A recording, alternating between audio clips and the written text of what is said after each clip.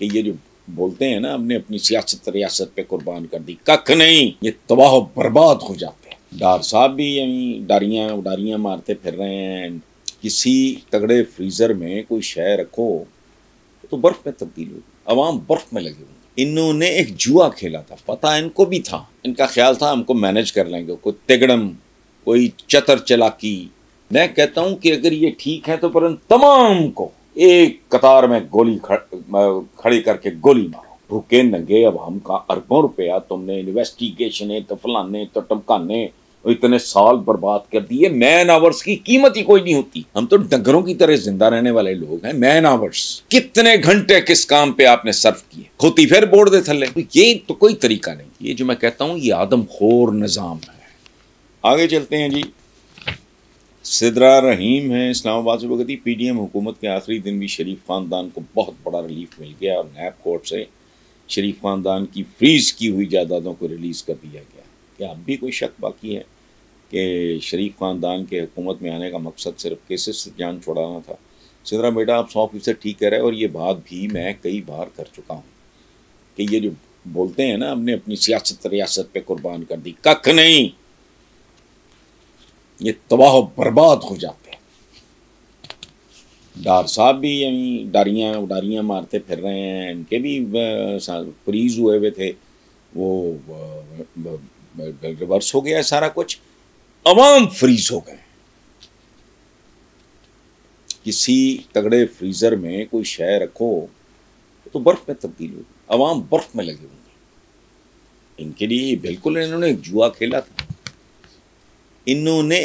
کھیلا تھا، پتہ ان کو بھی تھا، لیکن ان کا خیال تھا ہم کو مینج کر لیں گے، کوئی تگڑم، کوئی چتر چلاکی جو پہلے کرتے رہے، کو واردات کر کے ہم اپنا بھرم بچا لیں گے اور یہ کر لیں گے۔ انہوں نے جوا کھیلا، اس میں آدھی ہار آدھی جیت، کیسز ان کے ختم ہو گئے، وہ جو کیا کہتے ہیں ان کو،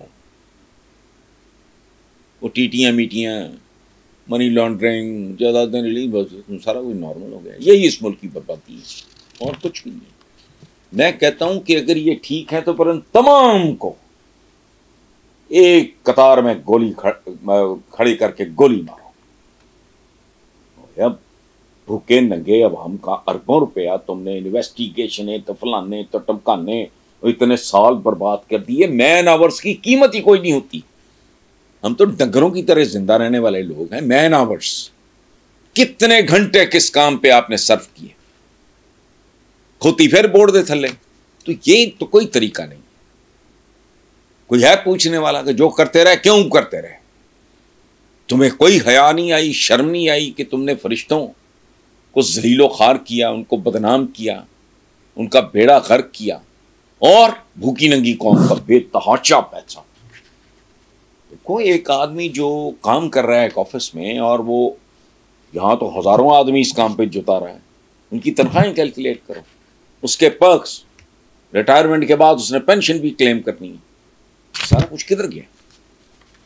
یہ جو میں کہتا ہوں یہ آدم خور نظام ہے، یہ بے رحم سے آگے ہے، اور کھاتے بھی زندہ ہیں۔ جیسے آپ وائلڈ ایک چینل ہے، کبھی آپ دیکھو، زندہ ہرن سانس لے رہا ہوتا ہے، بیچارہ چیخ چنگھاڑ رہا ہوتا ہے، اور شیر یا چیتا اس کو کھا رہا ہوتا ہے، اس کو کھانا شروع کر دیتا ہے، اور وہ زندہ ہے، اور وہ اس کی بوٹیاں نوچ رہا ہے۔ تو this is what is happening to the people of this country because of this system. یہ آدم خور نظام، میری یہ کتاب کا عنوان بھی کالموں کا مجموعہ ہے۔ بہرحال تھینک یو سدرا۔